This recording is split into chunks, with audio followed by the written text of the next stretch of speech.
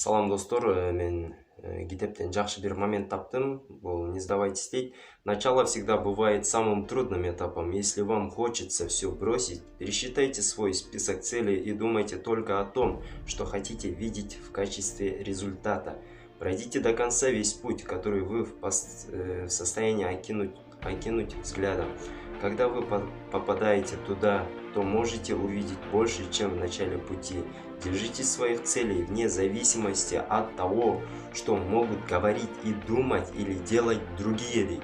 Элим эмне дейт, тиги эмне дейт, бул эмне кылат деген маселеде айтып атат да. Сегодня можно иметь все, что вы можете в жизни, при условии, что вы сможете вначале подумать об этом, затем вписать свои цели в список и следовать правилам и принципам, которые мы приводили в этой книге. Эгерде кандай гана ой болбосун, өзүңөрдүн максатыңарга терең ишенип, ошол өзүңөрдүн кылам деп жаткан нерсеңерге терең ишенсеңер, ошол нерсе болот деп айтылып жатат.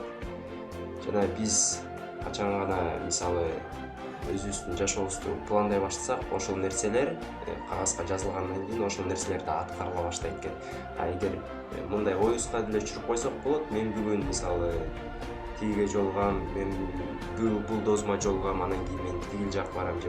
А бирок качан гана жанагы планды түзүп, ошол планыбызга карманганда, биз аны көргөн сайын бизге ал мээбизге сигнал берет экен. А ошол сигналды биз иштеткенге жана мээбиз өзүнөн өзү эле ошол нерсеге себепкер боло турган моменттерди коюп берип коет экен да. Мисалы, сиз бир машина алам деп койдуңар. Анан машинанын үлгүсү бир Honda жок, же Toyota Camry деп коелу. Анан кийин бирок мындай өзүңөр тандай албай атасыңар да, кайсы Camry, кандай Camry, объем канча, кандай.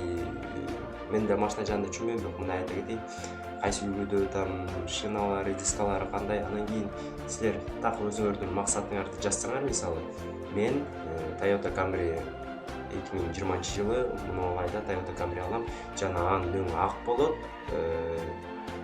түзүлүшү мындай болот, салону мындай болот деп жазып койсоңор, ошону кагазга жазып, ошону жок дегенде бир күндө бир жолу карап турсаңар, силер ошо мээңерге сиңгенден кийин ошол информацияны силерге мээңер өзү эле алып келе баштайт. Мисалы, көчөдөн кетип баратып же башка жактан же автобуста кетип баратып,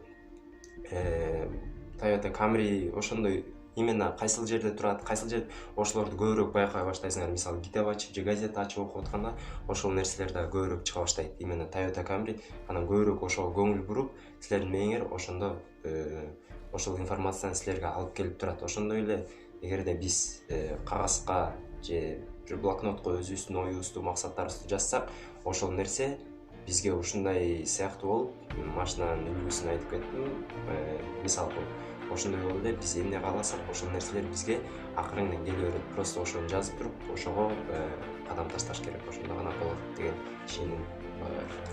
Азыр бул окуп берген китептин аты «Ответ» деген китеп. Бул суммарный тираж дейт. 1 200 000 экземпляр болуп, жана 48 тилге которуп ушул жактан окуп бердим. Бар да ийгилик достор.